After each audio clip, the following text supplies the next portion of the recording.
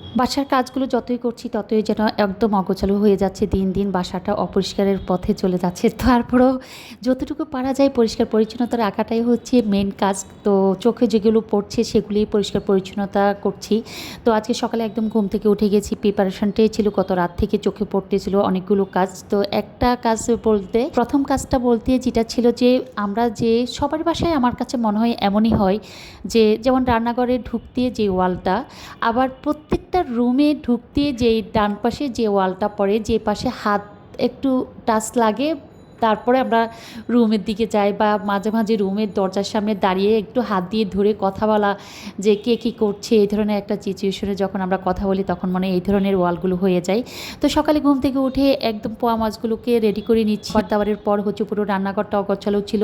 এগুলো হচ্ছে নূপুর গুছিয়ে নিচ্ছে আর সোহেল আর জেসমিনকে হচ্ছে আমি দেখিয়ে দিচ্ছি কাজগুলো আর আমি খুঁজে খুঁজে বের করছি কোথায় কি কাজগুলো গত রাতে একদম তুলে ধরে রেখেছিলাম যে এখানে এখানে এই কাজগুলো করাতে হবে। তো আমি হচ্ছে নিজেও করছি, যদিও আমি ভিডিও করাতে আমারগুলো আমি আপনাদের কাছে শো করতে পারতেছি না যে ওদেরকে দিয়ে করাচ্ছি এমন না, আমি নিজে নিজেও করছি আবার ওদেরকেও দিয়েও করাচ্ছি। যেমন প্রত্যেকটা যেই দরজার পাশের যে ওয়ালগুলো যেগুলোতে দাগ পড়ে গেছে, হাতের ছাপ পড়ে গেছে, সেগুলোর মধ্যে হালকা সাবান দিয়ে হচ্ছে সফট একটা কাপড় দিয়ে হচ্ছে আমি ওদেরকে দিয়ে প্রথমে সাবান দিয়ে হচ্ছে ঘষে নিচ্ছি হালকাভাবে।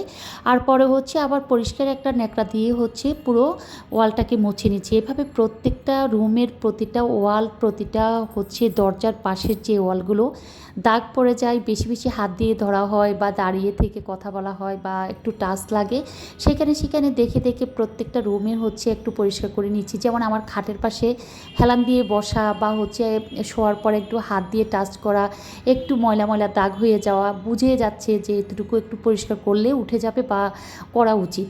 তো প্রত্যেকটা রুম, প্রত্যেকটা ওয়াল, প্রতিটা দরজার পাশ সব কিছু হচ্ছে আজকে একদম ধরে ধরে হচ্ছে ফ্রেশ করছে। এই ধরনের অবস্থা কার কার বাসার হয়েছে বা কারা কারা পরিষ্কার করতে পেরেছেন বা কাদের পরিষ্কার করার পর ভালো লাগছে বা কাদের বাসায় পরিষ্কার করতে গিয়ে ওয়ালের দাগগুলো উঠে নাই, তারা কি করছেন বা কিভাবে নিচ্ছেন এটাকে, তো অবশ্যই জানাবেন। যেমন কলমের দাগ কখনো উঠবে না, এটা একদম আমি শিওর। যেখানে যেখানে বাচ্চাদের কলমের দাগ আছে, যেসব বাসায় বাচ্চারা থাকে কলমের দাগ পড়ে বা আঁকাঝোঁকা করে তাদের ওয়ালের দাগ কিন্তু উঠবে না।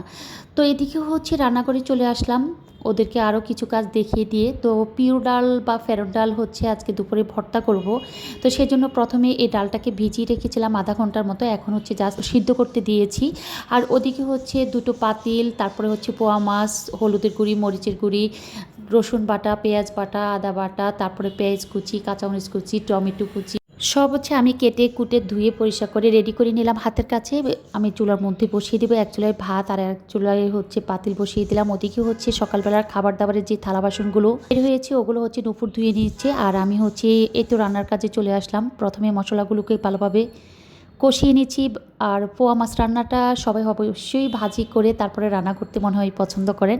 আর আমার বাসায় একদম ছোট ছোট পোয়া মাছ হলে রান্না করি, নয়তো হচ্ছে কাঁচাই রান্না করা হয়। এটা বরাবরই সবাই আমার বাসায় দেখে আসছেন যে কাঁচা মাছ রান্নাটা খুব বেশি লাইক করে। তো মাছটা ধোয়া হলো কি না তা আমি একবার খেয়াল করে নিচ্ছি, তাই নিজে হাতে আরেকবার হচ্ছে চটকে নিয়ে যখন একটু পানিটা একটু মনে হচ্ছিল ঘোলাটে, তাই আবার হচ্ছে ওকে ধুতে দিয়ে মশলাটাকে ভালোভাবে কষিয়ে তারপর হচ্ছে পানি দিয়ে দিলাম। আর পানিটা যখন বলক আসলো তখন মাছগুলো দিয়ে দিলাম মশলার মধ্যে। এই মাছটা কষালে মাছটা তেল দিয়ে নাড়াচাড়ার কারণে মাছটা ভেঙে যেতে চাই, তাই আমি হচ্ছে মশলা কষিয়ে একটু পরিমাণ মতো পানি দিই। পানিটা যখন ভালো করে বলক আসে তখন হচ্ছে মাছগুলো দিয়ে দিই। মাছের কালারটা কেমন হলো, কালার ঠিক আছে কিনা, রান্নার অপশনটা ঠিক আছে কিনা, জাস্ট হচ্ছে ভেজে রান্না করি নাই, তবে কাঁচা রান্না করছি। এতটুকু তফাৎ আপনাদের সাথে আমার থাকতে পারে, কারণ বাসার সবাই কাঁচা মাছটা পছন্দ করে বিধেই হচ্ছে আমাকে রান্না করতে হচ্ছে কাঁচা। তো আমি জীবনেও কিন্তু এই মাছের সাথে এই তরকারি ইউজ করি নাই, কিন্তু আমার আজকে কেন জানি মনে হলো যে একটু তরকারি দিয়ে দেখি কেমন লাগে। তো আমি হচ্ছে মাছের সাথে হচ্ছে কাঁচা কলা ইউজ করেছি। আমি জানি এই মাছের সাথে কোনো তরকারি যায় না, জাস্ট হচ্ছে আলু দিলে ঠিক আছে, বাট অন্য কোনো তরকারি যায় না আলু টমেটো ছাড়া।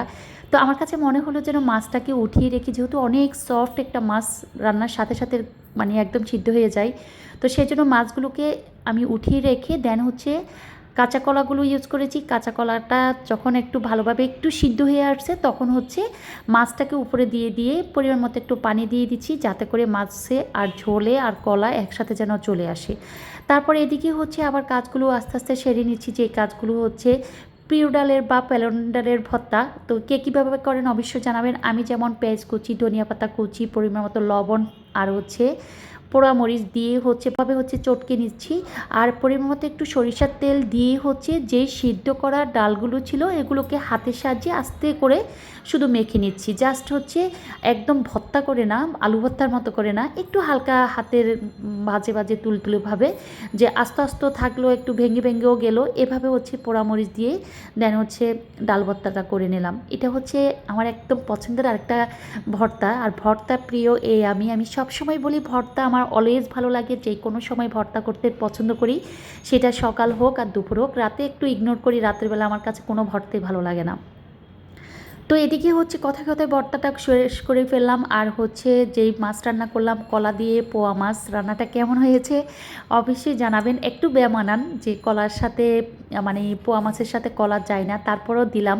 মনে হলো যে একটু তরকারি দিয়েই রান্না করি, মেহমান থাকলে হয়তো বা এটা ইউজ করতাম না।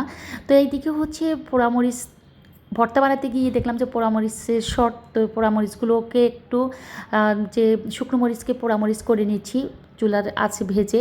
আর এই মরিচটা হচ্ছে একটা বক্সে করে রেখে দিব ঠান্ডা হলে। তারপরে হচ্ছে প্রতিদিন তো ভর্তার আইটেম একটা না একটা থাকে, তখন হচ্ছে মানে যখন ভর্তা করব তখন একদম সাথে সাথে ভর্তা করতে সুবিধা হবে। রান্নাবান্নাগুলো আজকে কার কাছে কেমন লাগছে অবশ্যই জানাবেন।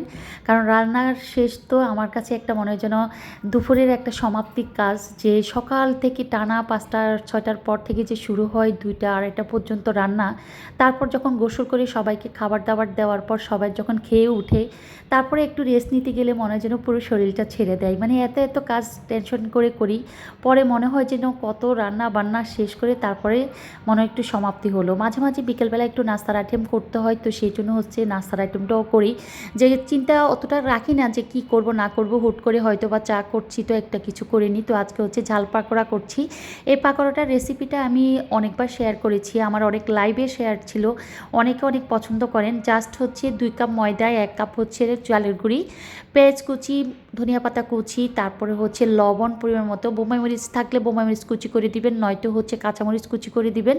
ভালো করে চটকে যখন পেঁয়াজের রস বের হয়ে আসবে তখন গুঁড়িগুলো ইউজ করবেন। তারপরে আবার পরিমাণ মতো পানি দিয়ে ডোটাকে একটু মানে ঘনত্ব আকারে রেডি করে দেন হচ্ছে আপনি হাঁসের ডিম বা মোরগের ডিম ইউজ করে তারপরে হচ্ছে তেলে ভেজে নিতে পারেন। ওইদিকে হচ্ছে আরেক চুলায় হচ্ছে আমি চা বসিয়ে দিলাম, রং চা দুধ চা দুইটি করতে হয় বিকাল হলে বা সকাল হলে। তো এই যে আমি ডোটা যেভাবে রেডি করেছি এই ডোটা অনুপাতে হচ্ছে আপনারা রেডি করে দেন হচ্ছে এভাবে জাল পাকোড়াগুলো আপনারা বানাতে পারেন। এটার মধ্যে হচ্ছে গাজর কুচি দিতে পারেন, বরবটি কুচি দিতে পারেন, পেঁয়াজের কলি কুচি করে দিতে পারেন। মানে এটা হচ্ছে জাস্ট ঝাল পাকোড়াতে যে কোনো সবজি ইউজ করা যায়। যেটা হচ্ছে আমি যেহেতু কোনো সবজি হাতের কাছে ছিল না সেই জন্য আমি নর্মালভাবে হচ্ছে ঝাল পাকোড়াটা বানাচ্ছি। বোম্বাই মরিচ কুচি দিয়েছিলাম, যদিও আমি দেখাইনি, আপনাদেরকে মুখে বলছি। একদম বিকেল বিকেল টাইম, তারপর শিলপাটা ধার করে চিল্লাচ্ছে, মাঝে মধ্যে হচ্ছে ছাই ছাই নিবেন ছাই, এই শব্দগুলো আমার কাছে এতটা ভালো লাগে। তো আজকে এই শব্দটা যখন মনে পড়লো, যখন ঢাকায় আসলাম তখন এই ধরনের একটা শব্দ শুনতাম, এখন একদম রেয়ার শোনা যায়। তো এই তো ঝাল পাকোড়াগুলো হয়ে গিয়েছে, সস দিয়ে হচ্ছে খেতে দিয়েছি আর সাথে হচ্ছে চা, 2 রকমের। আজকের ব্লগটা কার কাছে কেমন লাগলো, ঝাল পাকোড়া কেমন লাগলো, তারপরে হচ্ছে পোয়া মাছের সাথে কাঁচা খোলা দিয়েছি, তা কে কে দিয়েছেন বা কে কীভাবে রান্না করেছেন, এইভাবে কখনো রান্না করেছেন কিনা অবশ্যই জানাবেন। সব কিছু মিলিয়ে আমাকেও ক্ষমা করে দিবেন সব ভুলের জন্য।